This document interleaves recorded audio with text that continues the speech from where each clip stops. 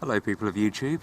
So today I thought that I would do a comparison video between some of the more popular knives and the new CIMA one, which I just got through the post today. Now this has become a very popular knife because it seems to be the hybrid between the Rat 3 and the Rat 4. It's the Ontario Rat 3 and the Ontario Rat 4. Now, the Ontario Rat 3 has a 3mm spine. This one has a 4.5mm spine. The Ontario Rat 4 has about the same thickness spine, about 4.5mm. The main difference between the two, and sort of the interlink between the two different models, which are very available for Ontario or EC, is the fact that it seems to have an RC4 handle. So you've got a full handle, and you've got the RC3 sort of length of the blade, but then you've got the RC4 thickness. Now, as often with sort of Chinese copies, I won't say that this is a clone because it's very much is different.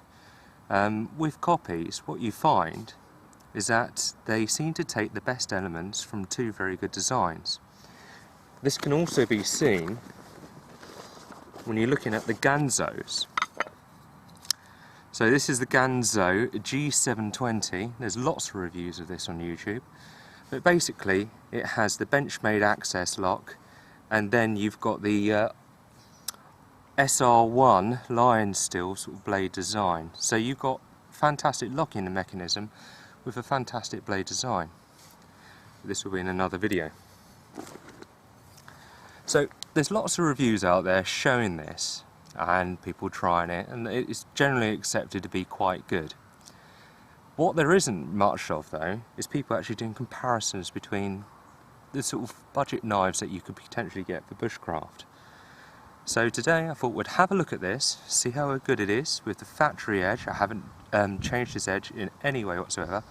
Do a few feather sticks, see how it goes, and see how this lights with a ferrocerium rod. But mainly I'm going to compare it against Condor Bushlore, very popular.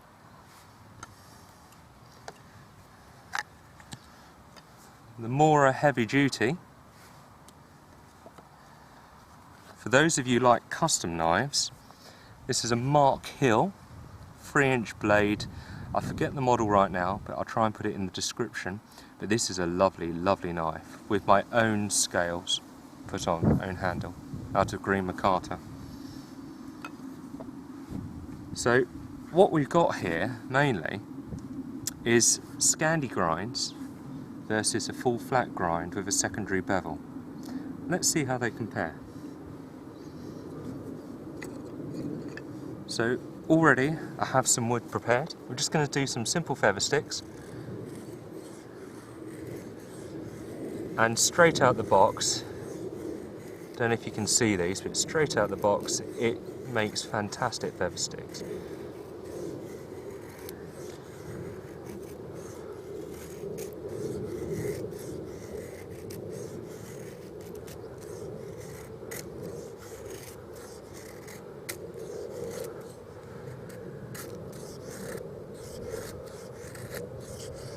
So rolling away from the blade, it has a bit of trouble near the base, but that can be easily corrected with the grind. But just rolling through that cut, the blade, you can get some very, very good feather sticks.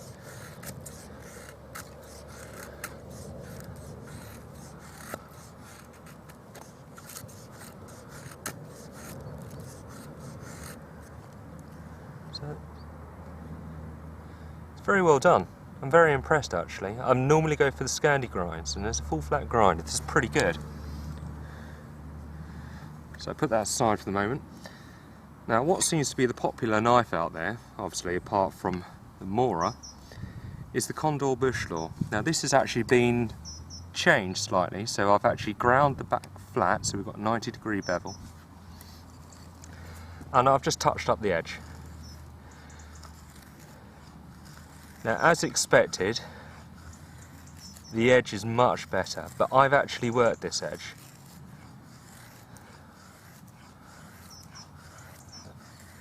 and it's effortless.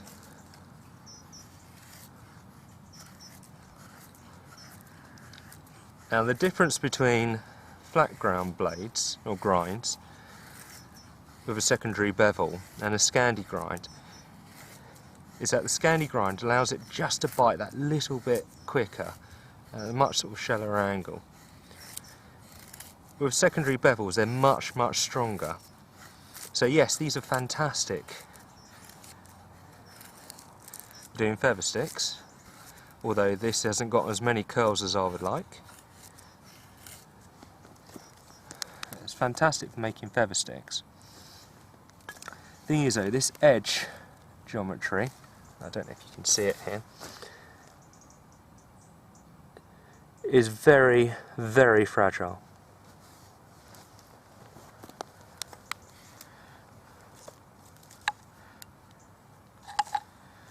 So between the two feather sticks, you can see here we've got a lot more curls with the CIMA one, and with this one, it's probably just because of me, but we've basically haven't got as many curls in our feathers. Again, these were both light. I mean, people have various different types of success with feather sticks. I'm not normally that bad, but to try and get more curls straight out the box, this isn't too bad, and you get some nice tight curls there. You want to try and get more than one loop when you're doing feather sticks, and this one seems to do the job very well. Just try the other side. Exactly the same.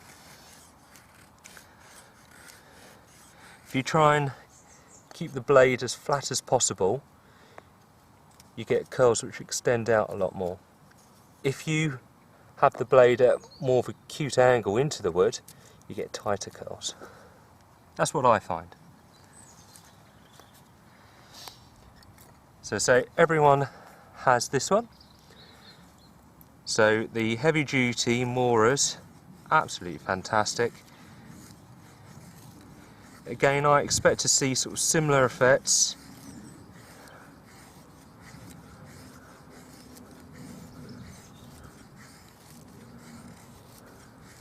This wood, by the way, is silver birch.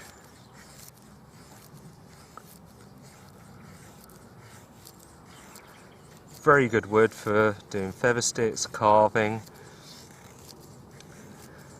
Got a grain that's very easy to work with.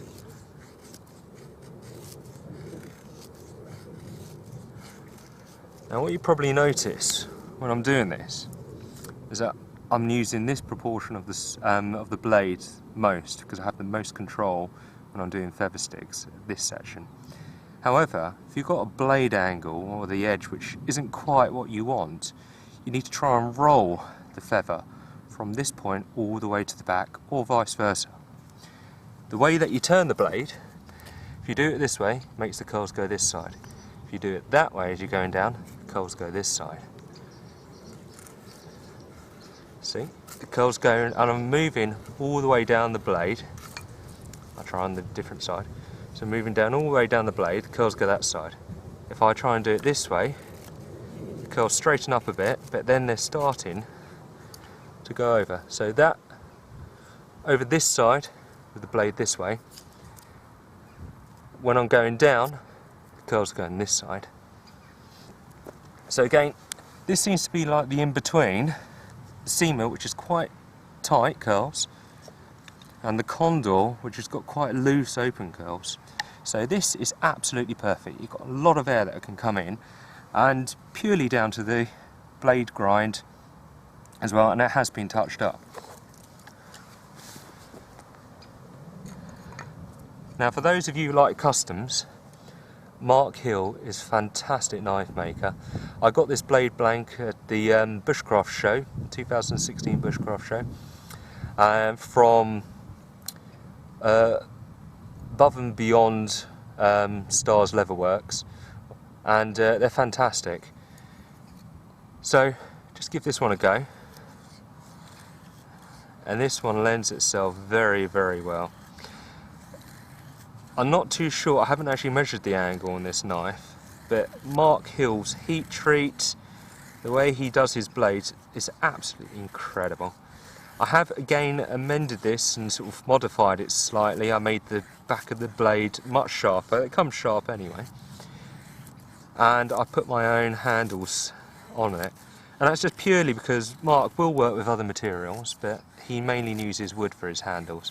And I like making knives myself.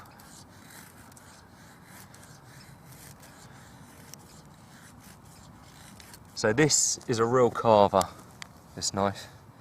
But again, it's working similar to the way the Condor does. Similar sort of edge geometries for the Scandi grind. Very good though. So, well, let's see how they light. So all of these have got a 90-degree angle. With the Mora, I had to place a 90-degree angle on it myself, it didn't come with it.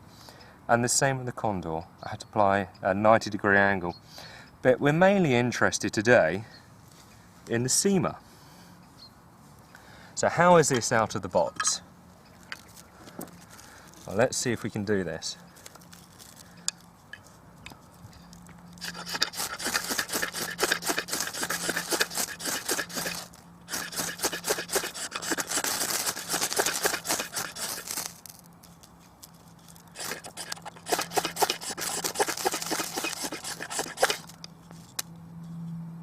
Well, it's just starting.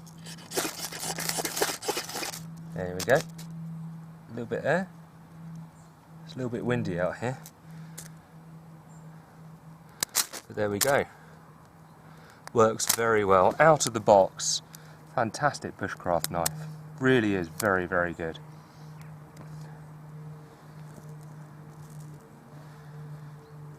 Just to sort of give you a comparison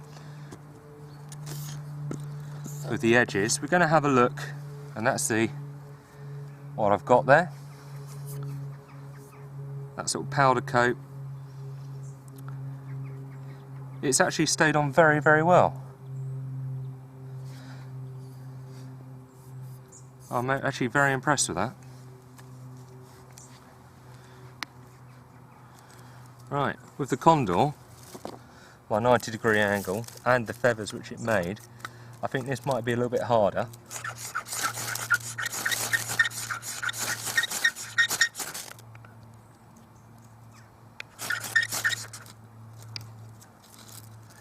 It's just because we don't have the edge. There you go. So not as much work actually as the CIMA. And this is just purely because I put this 90-degree angle on here. But it works very well.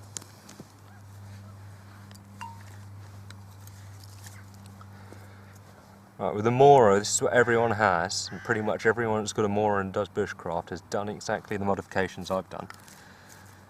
Let's see how this one works. Just bed it in there.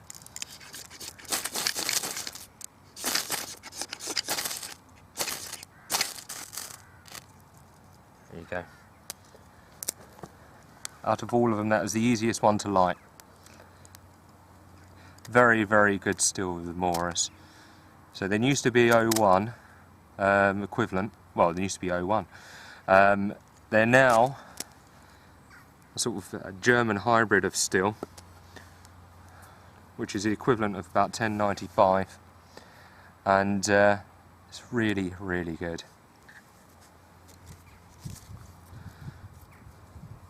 So now we're just going to have a look at the Mark Hill, see how that works.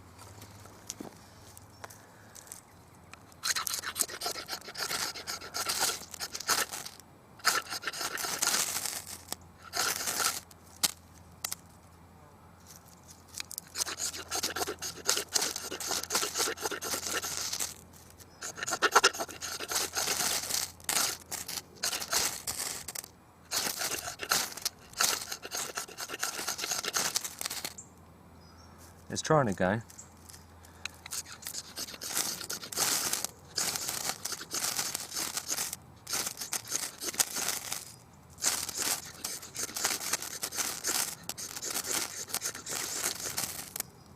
There we go.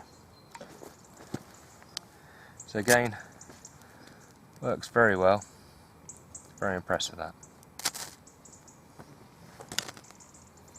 Took a little bit more work though. All these blades cleaned up very well. So, really, if you're looking for a budget knife, what you've got here are these three. So, the faithful Mora heavy duty, now highly recommended, it's about £15 sterling.